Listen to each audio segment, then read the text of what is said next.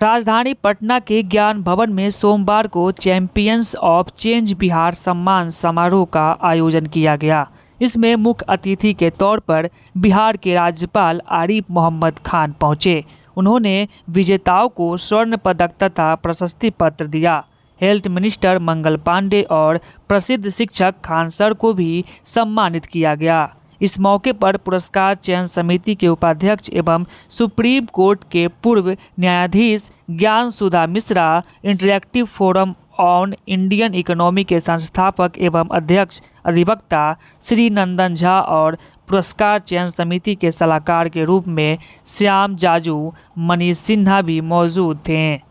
कार्यक्रम को संबोधित करते हुए राज्यपाल आरिफ मोहम्मद खान ने कहा कि सभी पुरस्कार विजेताओं से उम्मीद है कि वे बिहार में क्रांति लाए, सहजता के साथ परिवर्तन लाए। कोई भी परिवर्तन सकारात्मक होनी चाहिए। बदलाव का लाभ सबसे पहले वंचितों को मिलना चाहिए। बिहार के राज्यपाल आरिफ मोहम्मद खान ने चैंपियंस ऑफ चेंज बिहार पुरस्कार विजेताओं में भारत रत्न कर्पूरी ठाकुर को मरणोपरांत दिया। पद्म विभूषण डॉक्टर विंदेश्वर पाठक को दिया गया।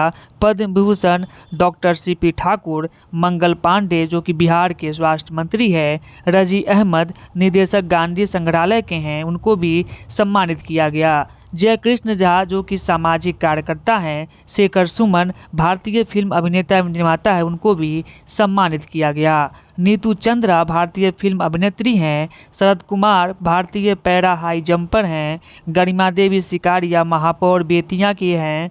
मधुलिका यादव कॉर्पोरेट महिला लीडर हैं। अभिषेक सिंह IRS हैं। Amita Singh instructive banking. सुप्रसिद्ध खान सर जो कि शिक्षक हैं। सुरेश झा सामाजिक कार्यकर्ता। डॉक्टर अभिजीत कुमार चिकित्सा। संतोष कुमार CA। डॉक्टर असरुद्दा खान शिक्षाविद को सम्मानित किया गया। सम्मानित किया गया है और मुझे पूरा विश्वास है कि वो इसे अपनी उपलब्धियों की पराकाष्ठा नहीं बल्कि ये सम्मान उन्हें प्रेरणा देगा कि वो जिस क्षेत्र में कार्य कर रहे हैं उसमें और बुलंदियां हासिल करें और उत्कृष्टता मिले। इस कार्यक्रम का नाम है चैंपियंस ऑफ चेंज, परिवर्तन के या क्रांति के नायक। ये बहुत मुझे लगा कि ये बड़ी इंटरेस्टिंग बात है कि भारतीय वर्ल्ड व्यू जो हमारी सोच है उसमें एक शब्द है संक्रांति। अगर आप में से कोई मुझे बदलाव को कहते हैं,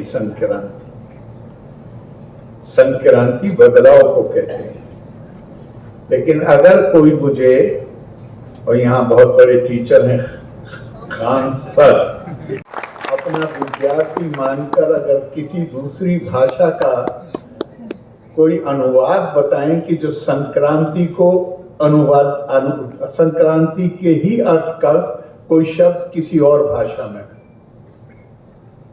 चेंज है, रिवॉल्यूशन है, परिवर्तन है, क्रांति है, पर संक्रांति मैंने बहुत लोगों से पूछा है, वो कहीं मिलता नहीं किसी दूसरे संस्कृति की कल्पना में। और संक्रांति का मतलब है ऐसा परिवर्तन जिसका बाद में पता चले, लेकिन जब वो परिवर्तन आए उस वक्त उस परिवर्तन को कोई महसूस भी ना कर सके। इंसानों के लिए परिवर्तन या क्रांति नारा लगाना तो एक बात है, लेकिन अपनी आदतों जिसमें आदमी सुखपूर्वक रहता है उससे बाहर निकलने का नाम है जिसमें असहजता आती है। तो भारतीय कल्पना है परिवर्तन सहजता के साथ, जिसमें असहज ना हो कोई भी। ऐसे परिवर्तन को संक्रांति कहते हैं। और खुद भारतीय संस्कृति के बारे में ये कहा गया है। स्वामी विवेकानंद के सहपाठी थे प्रोफेसर बिरजेंद्र नाथ सी, और वो मैसूर यूनिवर्सिटी के वाइस चांसलर भी रहे। उन्होंने अपनी किताब में एक बहुत ही सुंदर वाक्य का उपयोग किया है भारत और भारत की संस्कृति के लिए। इसमें उन्होंने कहा है कि India is ever ageing but never old, नित नूतन चित पुरातन। ये बहुत पुराना है, लेकिन हमारी संस्कृति पुरानी है, लेकिन पुराने होने से विरधता आती है, और विरध होने से जो कमजोरियां आती हैं वो इसके अंदर नहीं है।